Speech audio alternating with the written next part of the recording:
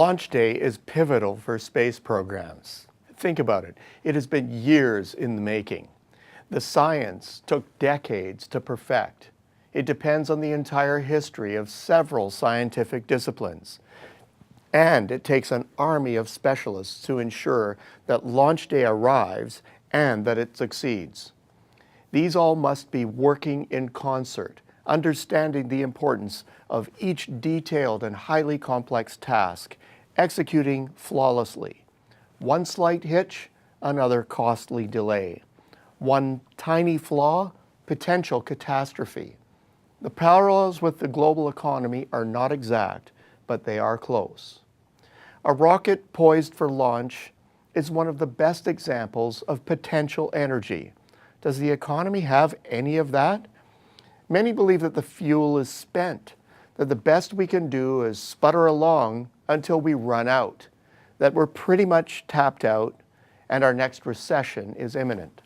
It's interesting that many of the same people lament the global economy's substandard post-recession performance and explain it away as a new normal. Meanwhile, there are large chunks of activity that 10 years on have still not recovered.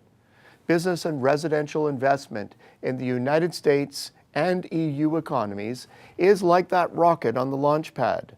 There's lots of pent-up pressure there that could vault the developed world forward for several years, pulling emerging markets along for the ride.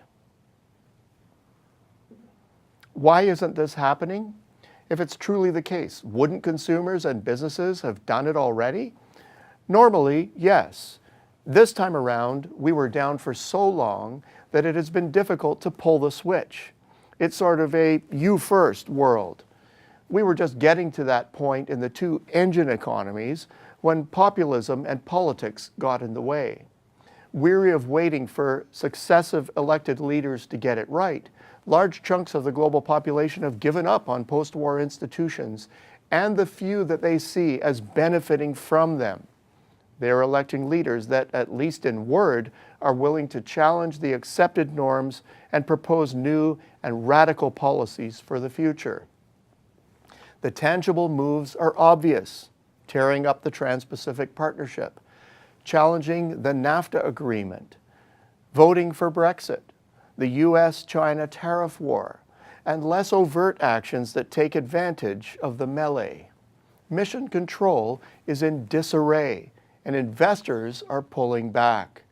That's right, at the very moment business investment is poised to take the baton, there's so much chaos among the engineers that those with the money are sitting on the sidelines. If business investment was hesitating before, it's doing it now in spades. We believe that there will be resolution on all major counts, and that this year will be a pivot point in the global trade space. Why so upbeat? Precisely because the costs of impasse or escalation are simply too great for all parties involved. There's simply too much political motivation to get the program back on track and restart the countdown clock.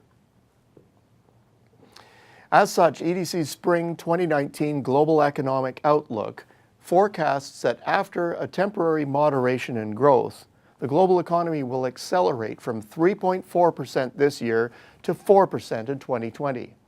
This presumes the resolution of trade friction and the subsequent unleashing of business investment, which spurs job creation and a rebooting of residential investment.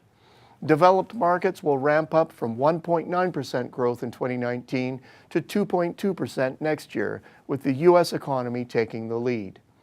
Emerging markets will follow on with 4.2% growth this year, which increases to 5.4% in 2020.